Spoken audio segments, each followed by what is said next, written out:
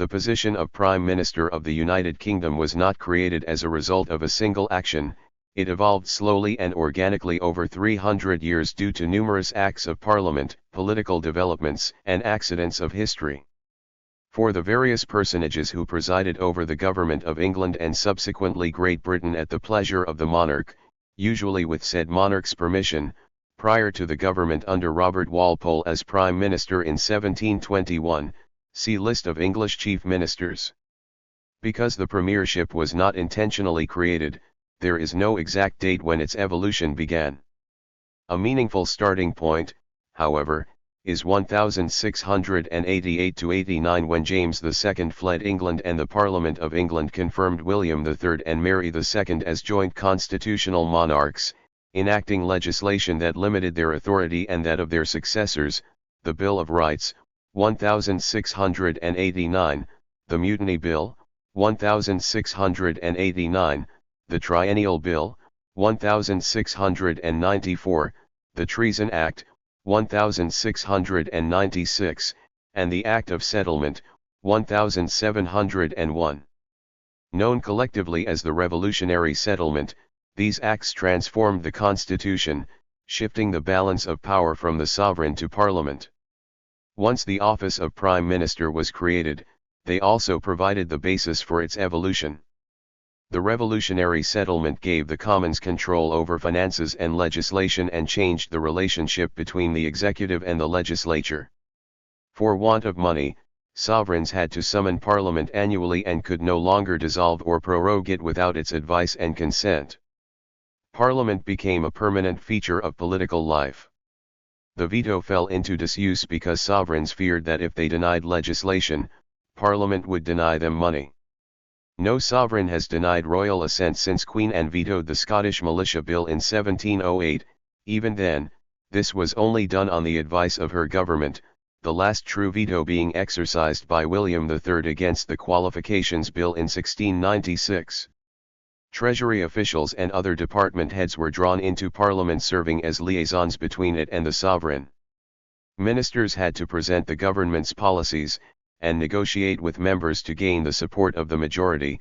They had to explain the government's financial needs, suggest ways of meeting them and give an account of how money had been spent. The sovereign's representatives attended common sessions so regularly that they were given reserved seats at the front, known as the Treasury Bench. This is the beginning of unity of powers. The sovereign's ministers, the executive, became leading members of Parliament, the legislature. Today, the Prime Minister, First Lord of the Treasury, the Chancellor of the Exchequer, responsible for the budget, and other senior members of the Cabinet sit on the Treasury bench and present policies in much the same way ministers did late in the 17th century. After the Revolution, there was a constant threat that non-government members of Parliament would ruin the country's finances by proposing ill-considered money bills.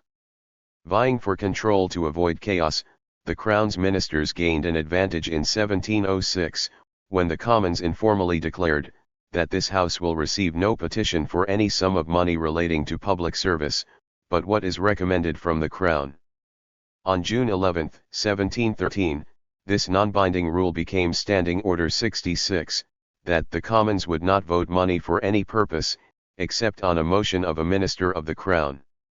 Standing Order 66 remains in effect today, though renumbered as number 48, essentially unchanged for more than 300 years. Empowering ministers with sole financial initiative had an immediate and lasting impact.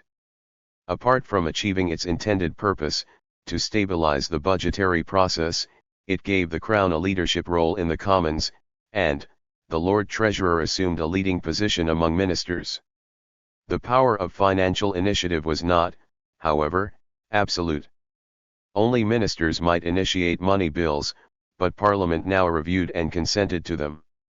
Standing Order 66 therefore represents the beginnings of ministerial responsibility and accountability. The term Prime Minister appears at this time as an unofficial title for the leader of the government, usually the head of the Treasury.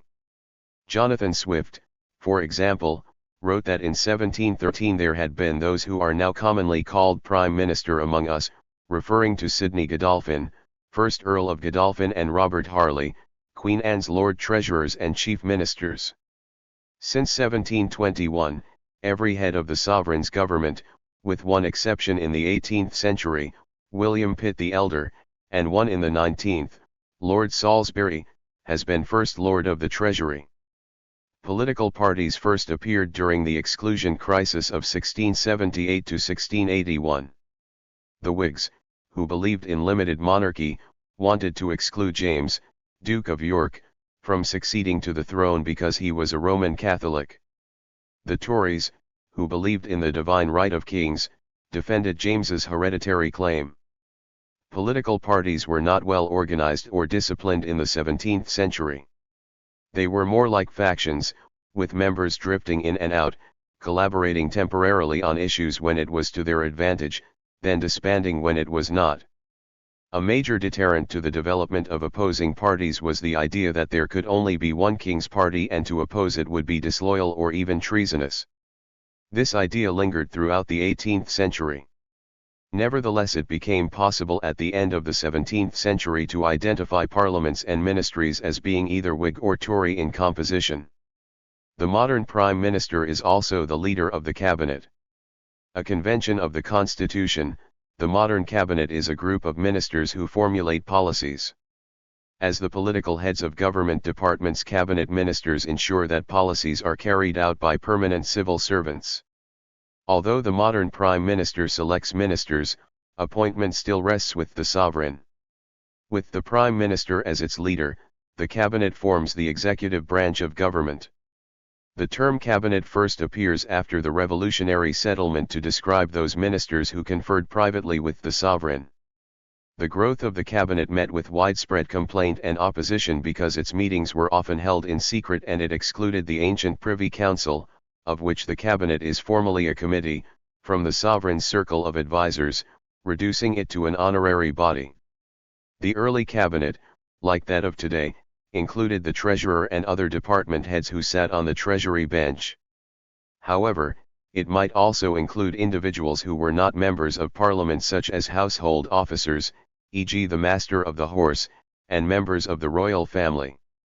The exclusion of non-members of parliament from the cabinet was essential to the development of ministerial accountability and responsibility. Both William and Anne appointed and dismissed cabinet members, attended meetings, made decisions, and followed up on actions. Relieving the sovereign of these responsibilities and gaining control over the cabinet's composition was an essential part of evolution of the premiership. This process began after the Hanoverian succession.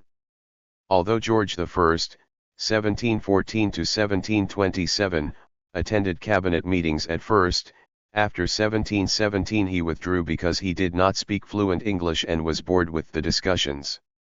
George II, 1727 to 1760, occasionally presided at cabinet meetings, but his successor, George III, 1760 to 1820, is known to have attended only two during his 60-year reign. Thus, the convention that sovereigns do not attend cabinet meetings was established primarily through royal indifference to the everyday tasks of governance. The Prime Minister became responsible for calling meetings, presiding, taking notes, and reporting to the sovereign. These simple executive tasks naturally gave the Prime Minister ascendancy over his cabinet colleagues. Although the first three Hanoverians rarely attended cabinet meetings, they insisted on their prerogatives to appoint and dismiss ministers and to direct policy even if from outside the cabinet. It was not until late in the 18th century that prime ministers gained control over cabinet composition. British governments, or ministries, are generally formed by one party. The Prime Minister and Cabinet are usually all members of the same political party, almost always the one that has a majority of seats in the House of Commons. Coalition governments, a ministry that consists of representatives from two or more parties, and minority governments, a one-party ministry formed by a party that does not command a majority in the Commons, were relatively rare before the 2010 election. Between the elections of 2010 and 2019, there was both a coalition and a minority government. One-party government, as this system is sometimes called, has been the general rule for almost 300 years. Early in his reign, William III, 1689–1702, preferred mixed ministries, or coalitions, consisting of both Tories and Whigs. William thought this composition would dilute the power of any one party and also give him the benefit of differing points of view. However, this approach did not work well because the members could not agree on a leader or on policies, and often worked at odds with each other. In 1697, William formed a homogeneous Whig ministry. Known as the Junto, this government is often cited as the first true cabinet because its members were all Whigs, reflecting the majority composition of the Commons. And, 1702–1714, followed this pattern but preferred Tory cabinets. This approach worked well as long as Parliament was also predominantly Tory. However, in 1708, when the Whigs obtained a majority, and did not call on them to form a government, refusing to accept the idea that politicians could force themselves on her merely because their party had a majority. She never parted with an entire ministry or accepted an entirely new one regardless of the results of an election, and preferred to retain a minority government rather than be dictated to by Parliament. Consequently, her chief ministers Sidney Godolphin, 1st Earl of Godolphin, and Robert Harley, who were called Prime Minister by some, had difficulty executing policy in the face of a hostile Parliament. William's and Anne's experiments with the political composition of the cabinet illustrated the strengths of one-party government and the weaknesses of coalition and minority governments. Nevertheless, it was not until the 1830s that the Constitutional Convention was established that the sovereign must select the Prime Minister, and cabinet, from the party whose views reflect those of the majority in Parliament. Since then, most ministries have reflected this one-party rule.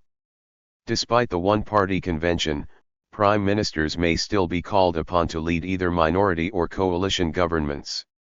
A minority government may be formed as a result of a hung parliament in which no single party commands a majority in the House of Commons after a general election or the death, resignation, or defection of existing members. By convention, the serving Prime Minister is given the first opportunity to reach agreements that will allow them to survive a vote of confidence in the House and continue to govern. In the June 2017 general election, the Conservative Party won a plurality of seats but lost its working majority in the House of Commons.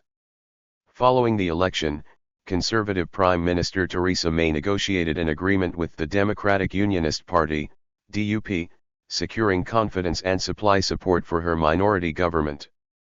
The Conservative Party regained a majority in the December 2019 general election under Boris Johnson. The last minority government before 2017 was led by Labour Prime Minister Harold Wilson for 8 months after the February 1974 general election produced a hung parliament. In the October 1974 general election, the Labour Party gained 18 seats, giving Wilson a majority of 3. A hung parliament may also lead to the formation of a coalition government in which 2 or more parties negotiate a joint programme to command a majority in the Commons. Coalitions have also been formed during times of national crisis such as war. Under such circumstances, the parties agreed to temporarily set aside their political differences and to unite to face the national crisis. Coalitions are rare. Since 1721, there have been fewer than a dozen. When the general election of 2010 produced a hung parliament, the Conservative and Liberal Democrat parties agreed to form the Cameron-Clegg coalition, the first coalition in 70 years.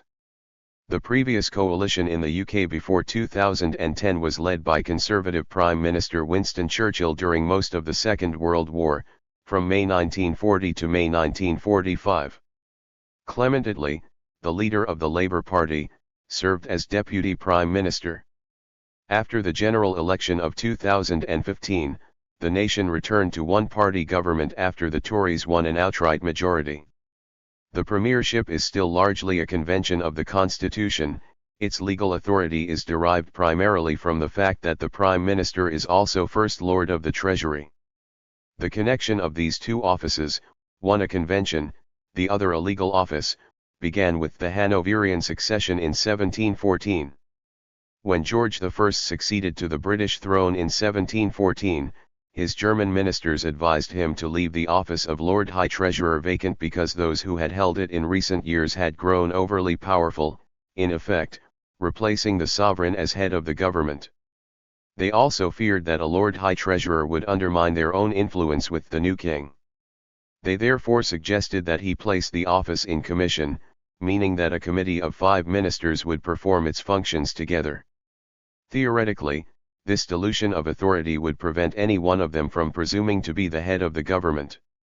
The king agreed and created the Treasury Commission consisting of the First Lord of the Treasury, the Second Lord, and 3 junior lords. No one has been appointed Lord High Treasurer since 1714, it has remained in commission for 300 years. The Treasury Commission ceased to meet late in the 18th century but has survived, albeit with very different functions. The First Lord of the Treasury is now the Prime Minister, the Second Lord is the Chancellor of the Exchequer, and actually in charge of the Treasury, and the junior lords are government whips maintaining party discipline in the House of Commons. They no longer have any duties related to the Treasury, though when subordinate legislation requires the consent of the Treasury it is still 2 of the junior lords who sign on its behalf. Since the office evolved rather than being instantly created, it may not be totally clear-cut who the first Prime Minister was. However, this appellation is traditionally given to Sir Robert Walpole, who became First Lord of the Treasury of Great Britain in 1721. In 1720, the South Sea Company, created to trade in cotton, agricultural goods, and slaves, collapsed, causing the financial ruin of thousands of investors and heavy losses for many others, including members of the royal family.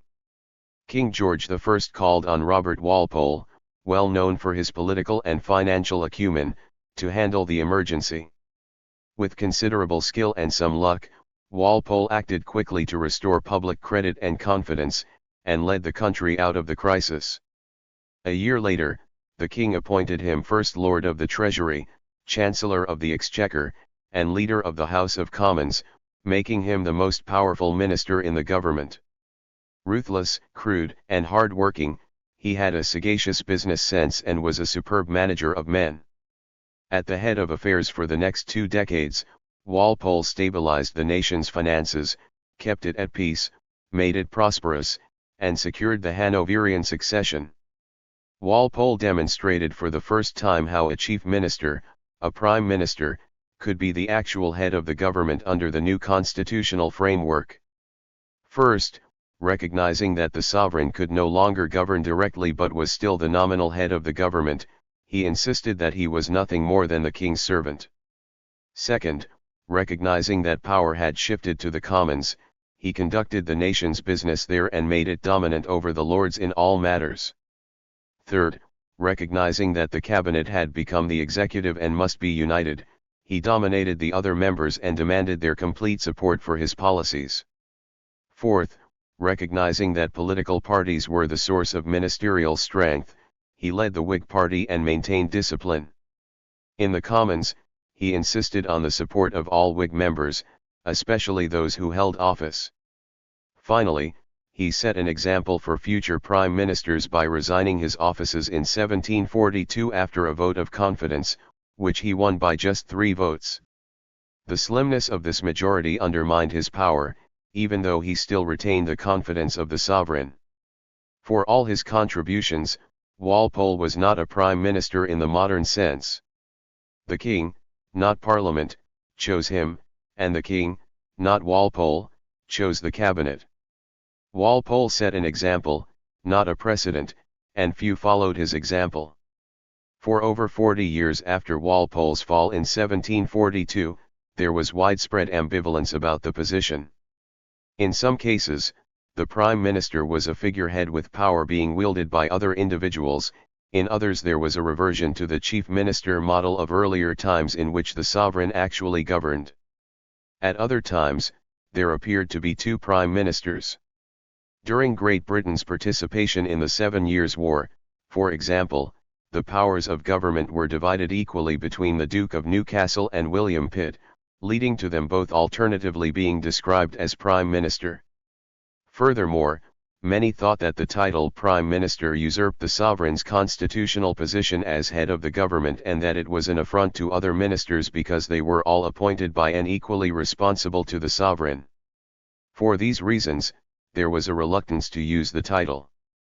Although Walpole is now called the first Prime Minister, the title was not commonly used during his tenure. Walpole himself denied it. In 1741, during the attack that led to Walpole's downfall, Samuel Sandys declared that according to our constitution we can have no sole and prime minister. In his defense, Walpole said, "I unequivocally deny that I am sole or prime minister and that to my influence and direction all the affairs of government must be attributed." George Grenville, prime minister in the 1760s, said it was an odious title and never used it.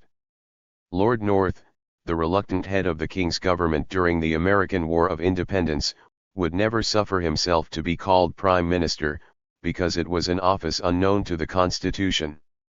Denials of the premiership's legal existence continued throughout the 19th century. In 1806, for example, one member of the Commons said, "The Constitution abhors the idea of a Prime Minister." In 1829, Lord Lansdowne said, "Nothing could be more mischievous or unconstitutional than to recognize by Act of Parliament the existence of such an office." By the turn of the 20th century the premiership had become, by convention, the most important position in the constitutional hierarchy. Yet there were no legal documents describing its powers or acknowledging its existence. The first official recognition given to the office had only been in the Treaty of Berlin in 1878, when Disraeli signed as First Lord of the Treasury and Prime Minister of Her Britannic Majesty. Not until 7 years later, in 1885, did the official records entrench the institution of Prime Minister, using Prime Minister in the list of government ministers printed in Hansard. Incumbents had no statutory authority in their own right. As late as 1904, Arthur Balfour explained the status of his office in a speech at Haddington: "The Prime Minister has no salary as Prime Minister. He has no statutory duties as Prime Minister, his name occurs in no Acts of Parliament, and though holding the most important place in the constitutional hierarchy, he has no place which is recognized by the laws of his country." This is a strange paradox. In 1905 the position was given some official recognition when the Prime Minister was named in the order of precedence, outranked, among non-royals, only by the Archbishops of Canterbury and York, the moderator of the General Assembly of the Church of Scotland and the Lord Chancellor. The first Act of Parliament to mention the premiership, albeit in a schedule, was the Chequers Estate Act on December 20, 1917.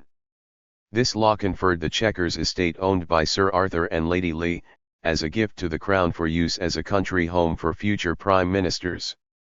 Unequivocal legal recognition was given in the Ministers of the Crown Act 1937, which made provision for payment of a salary to the person who is both the First Lord of the Treasury and Prime Minister.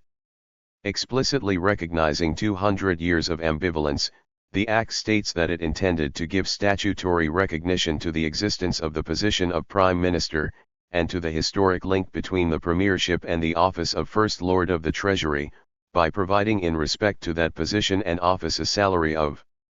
The Act made a distinction between the position, Prime Minister, and the office, First Lord of the Treasury, emphasizing the unique political character of the former. Nevertheless, the brass plate on the door of the Prime Minister's home, 10 Downing Street, still bears the title of First Lord of the Treasury, as it has since the 18th century, as it is officially the home of the First Lord and not the Prime Minister. Following the Irish Rebellion of 1798, the British Prime Minister, William Pitt the Younger, believed the solution to rising Irish nationalism was a union of Great Britain and the Kingdom of Ireland. Britain then included England and Wales and Scotland, but Ireland had its own parliament and government, which were firmly Anglo-Irish and did not represent the aspirations of most Irishmen. For this and other reasons, Pitt advanced his policy, and after some difficulty in persuading the Irish political class to surrender its control of Ireland under the Constitution of 1782, the new union was created by the Acts of Union 1800. With effect from January 1, 1801, Great Britain and Ireland were united into a single kingdom, the United Kingdom of Great Britain and Ireland. The Parliament of Ireland came to an end, and until 1922 British ministers were responsible for all three kingdoms of the British Isles. In the 1918 United Kingdom general election, the result in Ireland showed a landslide victory for the Irish Republican Party Sinn Féin, who vowed in their manifesto to establish an independent Irish Republic. Accordingly, Sinn Féin MPs, though ostensibly elected to sit in the House of Commons, refused to take their seats in Westminster, and instead assembled in 1919 to proclaim Irish independence and form a revolutionary unicameral parliament for the independent Irish Republic, called Dáil Éireann, which in turn established its own government, called the Ministry of Dáil Éireann. At the same time, the Irish Volunteers, who came under the control of the Dáil and became known as the Irish Republican Army, fought against British state forces in the Irish War of Independence. By 1920, the IRA and the Irish Republican Police had a presence in 21 of Ireland's 32 counties, and British authority was only exercised in urban areas. Thus, David Lloyd George, who has been Prime Minister both at the formal proclamation of the Irish Republic in 1919 and at its effective takeover of Ireland in 1920, was the last Prime Minister to exercise effective authority in both Britain and the whole of Ireland. The War of Independence ended with the Anglo-Irish Treaty of December 6, 1921, which was to be put into effect within 1 year. A provisional government was set up under the terms of the treaty, but the Irish Republic nominally remained in existence until December 6, 1922, when 26 of the island's 32 counties became a self-governing British Dominion under the Irish Free State Constitution Act 1922, called the Irish Free State. Bonar Law, who had been in office as Prime Minister of Great Britain and Ireland for only 6 weeks, and who had just won the general election of November 1922, thus became the last Prime Minister whose nominal responsibilities covered both Britain and the whole of Ireland. Most of a parliamentary session beginning on November 20 was devoted to the Act, and Bonar Law pushed through the creation of the Free State in the face of opposition from the diehards. Despite the reluctance to legally recognize the premiership, ambivalence toward it waned in the 1780s.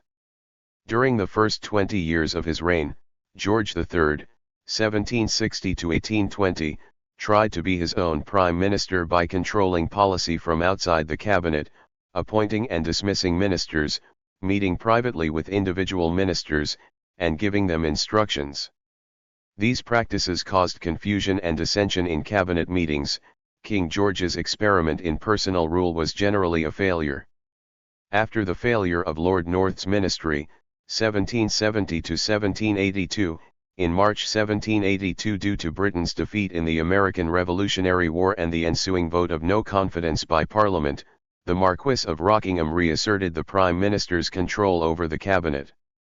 Rockingham assumed the premiership on the distinct understanding that measures were to be changed as well as men, and that the measures for which the new ministry required the royal consent were the measures which they, while in opposition, had advocated. He and his cabinet were united in their policies and would stand or fall together.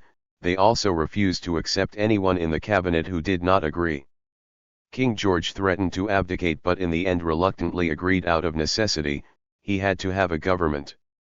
From this time, there was a growing acceptance of the position of Prime Minister and the title was more commonly used, if only unofficially. Associated initially with the Whigs, the Tories started to accept it. Lord North, for example, who had said the office was unknown to the Constitution, reversed himself in 1783 when he said, "In this country some one man or somebody of men like a cabinet should govern the whole and direct every measure." In 1803, William Pitt the Younger, also a Tory, suggested to a friend that this person generally called the First Minister was an absolute necessity for a government to function, and expressed his belief that this person should be the minister in charge of the finances. The Tories' wholesale conversion started when Pitt was confirmed as Prime Minister in the election of 1784. For the next 17 years until 1801, and again from 1804 to 1806, Pitt, the Tory, was Prime Minister in the same sense that Walpole, the Whig, had been earlier. Their conversion was reinforced after 1810. In that year, George III, who had suffered periodically from mental instability, possibly due to porphyria, became permanently insane and spent the remaining 10 years of his life unable to discharge his duties. The Prince Regent was prevented from using the full powers of kingship. The Regent became George IV in 1820, but during his 10-year reign was indolent and frivolous. Consequently, for 20 years the throne was virtually vacant and Tory cabinets led by Tory prime ministers filled the void, governing virtually on their own. The Tories were in power for almost 45 years, except for a Whig ministry from 1806 to 1807. Lord Liverpool was Prime Minister for almost 15 years, together he and Pitt held the position for almost 33 years. Under their long, consistent leadership, cabinet government became a convention of the Constitution. Although subtle issues remain to be settled, the cabinet system of government is essentially the same today as it was in 1830. Under this form of government, called the Westminster system, the sovereign is head of state and titular head of His Majesty's government. The sovereign selects as Prime Minister the person who is able to command a working majority in the House of Commons, and invites him or her to form a government. As the actual head of government, the Prime Minister selects the cabinet, choosing its members from among those in Parliament who agree or generally agree with his or her intended policies. The Prime Minister then recommends the cabinet to the sovereign who confirms the selection by formally appointing them to their offices. Led by the Prime Minister, the cabinet is collectively responsible for whatever the government does. The sovereign does not confer with members privately about policy, nor attend cabinet meetings. With respect to actual governance, the monarch has only 3 constitutional rights: to be kept informed, to advise, and to warn. In practice this means that the sovereign reviews state papers and meets regularly with the Prime Minister, usually weekly, when he may advise and warn him or her regarding the proposed decisions and actions of his government. The modern British system includes not only a government formed by the majority party, or coalition of parties, in the House of Commons but also an organized and open opposition formed by those who are not members of the governing party. Called His Majesty's Most Loyal Opposition, they occupy the benches to the Speaker's left. Seated in the front, directly across from the ministers on the Treasury bench, the leaders of the opposition form a shadow government, complete with a salaried shadow Prime Minister, the leader of the opposition, ready to assume office if the government falls or loses the next election. Opposing the king's government was considered disloyal, even treasonous, at the end of the 17th century.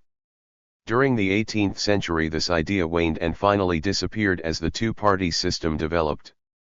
The expression His Majesty's Opposition was coined by John Hobhouse, 1st Baron Broughton. In 1826, Broughton, a Whig, announced in the Commons that he opposed the report of a bill. As a joke, he said, it was said to be very hard on His Majesty's ministers to raise objections to this proposition. For my part, I think it is much more hard on His Majesty's opposition to compel them to take this course. The phrase caught on and has been used ever since. Sometimes rendered as the loyal opposition, it acknowledges the legitimate existence of several political parties, and describes an important constitutional concept: opposing the government is not treason. Reasonable men can honestly oppose its policies and still be loyal to the sovereign and the nation. Informally recognized for over a century as a convention of the Constitution, the position of Leader of the Opposition was given statutory recognition in 1937 by the Ministers of the Crown Act. British Prime Ministers have never been elected directly by the public. A Prime Minister need not be a party leader. David Lloyd George was not a party leader during his tenure during World War I, and neither was Ramsay MacDonald from 1931 to 1935. Prime Ministers have taken office because they were members of either the Commons or Lords, and either inherited a majority in the Commons or won more seats than the opposition in a general election. Since 1722, Most Prime Ministers have been members of the Commons. Since 1902, all have had a seat there. Like other members, they are elected initially to represent only a constituency.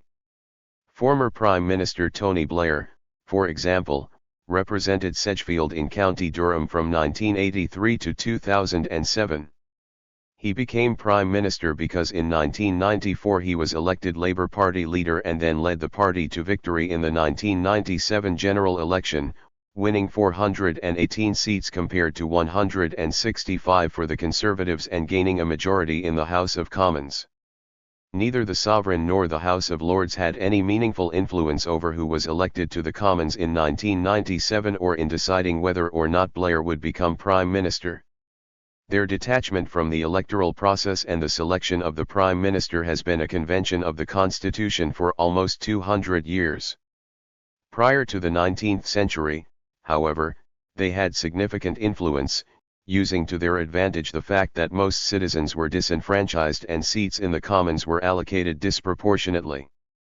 Through patronage, corruption, and bribery, the Crown and Lords owned about 30% of the seats, called pocket or rotten boroughs, giving them a significant influence in the Commons and in the selection of the Prime Minister. In 1830, Charles Grey, 2nd Earl Grey, a lifelong Whig, became Prime Minister and was determined to reform the electoral system. For 2 years, he and his cabinet fought to pass what has come to be known as the Great Reform Bill of 1832. The greatness of the Great Reform Bill lay less in substance than in symbolism. As John Bright, a liberal statesman of the next generation, said, "It was not a good bill, but it was a great bill when it passed." Substantively, it increased the franchise by 65% to 717,000, with the middle class receiving most of the new votes. The representation of 56 rotten boroughs was eliminated completely, together with half the representation of 30 others. The freed-up seats were distributed to boroughs created for previously disenfranchised areas. However, many rotten boroughs remained and it still excluded millions of working-class men and all women. Symbolically, however, the Reform Act exceeded expectations. It is now ranked with Magna Carta and the Bill of Rights as one of the most important documents of the British constitutional tradition. First, the Act removed the sovereign from the election process and the choice of Prime Minister. Slowly evolving for 100 years, this convention was confirmed 2 years after the passage of the Act.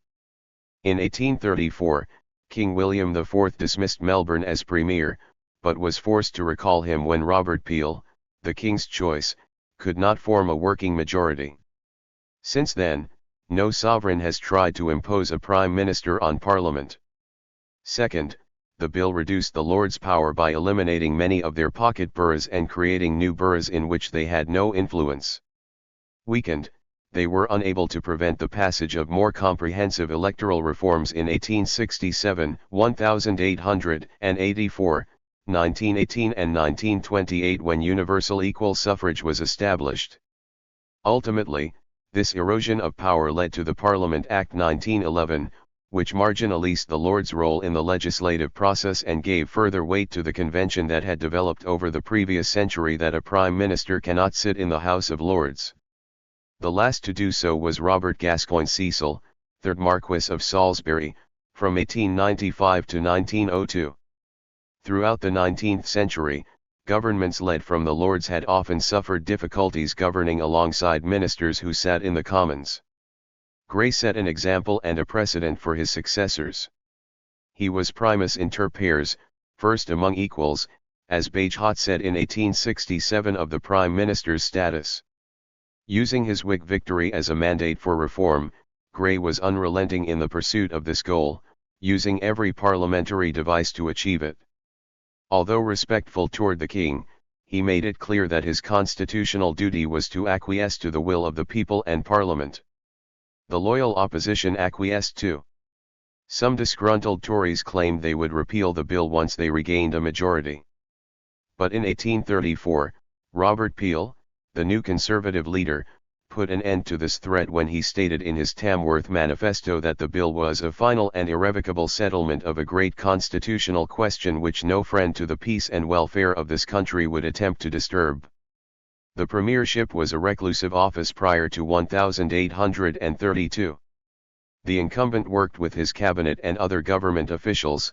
He occasionally met with the sovereign and attended Parliament when it was in session during the spring and summer. He never went out on the stump to campaign. Even during elections, he rarely spoke directly to ordinary voters about policies and issues. After the passage of the Great Reform Bill, the nature of the position changed. Prime ministers had to go out among the people. The bill increased the electorate to 717,000. Subsequent legislation, and population growth, raised it to 2 million in 1867, 5.5 million in 1884 and 21.4 million in 1918. As the franchise increased, power shifted to the people, and prime ministers assumed more responsibilities with respect to party leadership. It naturally fell on them to motivate and organize their followers, explain party policies, and deliver its message. Successful leaders had to have a new set of skills, to give a good speech, present a favorable image, and interact with the crowd. They became the voice, the face and the image of the party and ministry. Robert Peel, often called the model prime minister, was the first to recognize this new role. After the successful Conservative campaign of 1841, J. W. Croker said in a letter to Peel, "The elections are wonderful, and the curiosity is that all turns on the name of Sir Robert Peel. It's the first time that I remember in our history that the people have chosen the First Minister for the Sovereign." Mr. Pitt's case in '84 is the nearest analogy, but then the people only confirmed the Sovereign's choice. Here every Conservative candidate professed himself in plain words to be Sir Robert Peel's man, and on that ground was elected. Benjamin Disraeli and William Ewart Gladstone developed this new role further by projecting images of themselves to the public. Known by their nicknames Dizzy and the Grand Old Man, their colorful, sometimes bitter, personal and political rivalry over the issues of their time, imperialism vs.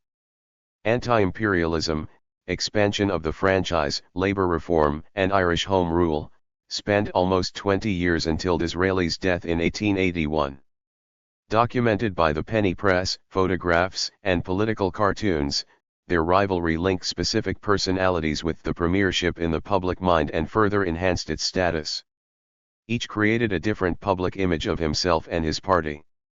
Disraeli, who expanded the empire to protect British interests abroad, cultivated the image of himself, and the Conservative Party, as imperialist, making grand gestures such as conferring the title Empress of India on Queen Victoria in 1876. Gladstone, who saw little value in the empire, proposed an anti-imperialist policy, later called Little England, and cultivated the image of himself, and the Liberal Party, as man of the people by circulating pictures of himself cutting down great oak trees with an axe as a hobby. Gladstone went beyond image by appealing directly to the people. In his Midlothian campaign, so called because he stood as a candidate for that county, Gladstone spoke in fields, halls, and railway stations to hundreds, sometimes thousands, of students, farmers, laborers and middle-class workers. Although not the first leader to speak directly to voters, both he and Disraeli had spoken directly to party loyalists before on special occasions. He was the first to canvass an entire constituency, delivering his message to anyone who would listen, encouraging his supporters and trying to convert his opponents. Publicized nationwide, Gladstone's message became that of the party. Noting its significance, Lord Shaftesbury said, "It is a new thing and a very serious thing to see the Prime Minister on the stump." Campaigning directly to the people became commonplace. Several 20th-century prime ministers, such as David Lloyd George and Winston Churchill, were famous for their oratorical skills. After the introduction of radio, motion pictures, television, and the Internet, many used these technologies to project their public image and address the nation.